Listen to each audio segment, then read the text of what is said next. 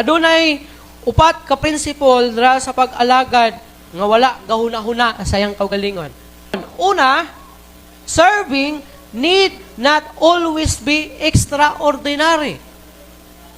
Basin dili ka kaalagad sa Ginoo kay ang imong sumbanan sa imong pag-alagad sa Ginoo kay kinahanglan ko magpastor, kinahanglan ko mahimong ebanghilista, kinahanglan ko nga mahimong missionary kay para mao gid na ang pag-alagad sa Ginoo. Pero dili na mao. Dili sa ingon, dili nimo kinahanglan og extraordinary.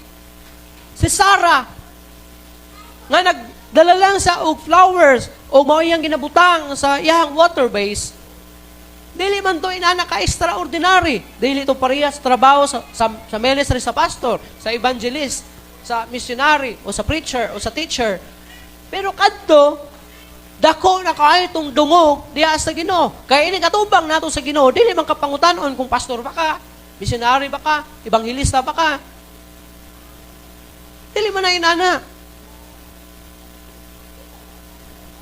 Mauto nga si Sarah, iyahang nasabtan ang pag-alagad sa Ginoo, dili kinahanglan extraordinary. Mauto iyang nasabtan nga bisan sa katapusan sa iyang kinabuhi, nakaingon siya, ang iyahang water base mo'y pinakadakong dungog.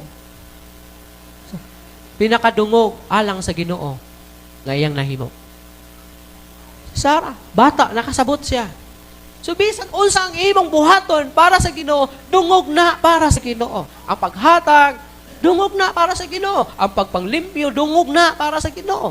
Ang pagpangtrapo, dungog na para sa Ginoo.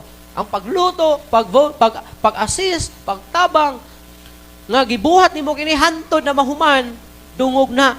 Ug mao kanay pinakadako nga honor para sa Ginoo. Kaduha, serving should be a continuous commitment. Kung moingon tag, serving should be a continuous commitment, kanang dili kay gisugdan nimo pero lahi ang mutiwas. Dili na mao nga klase nga commitment. Ha? Should be a continual commitment. For example, nag-agree ka nga imuhang ihatod ang tao dito sa iyang destination. For example, gihatod nimo si Kuya Carding dito sa Panabo, sa Tagum. Nag-agree ka, nga mo-commit ka. Kaya wala siya pamasahe, and then imo siyang gi-drop dira sa Panabo. Dili na siya commitment. Dapat, kung ano saan imo gi-commit na imo siyang ihatod dito sa iyang padulungan, kaya wala siya pamasahe, should be a continual commitment. Kung nagtrabaho ka sa simbahan, should be a continual commitment. Ha? Dili nimo biyaan ang trabahoon nga wala nimo nahuman.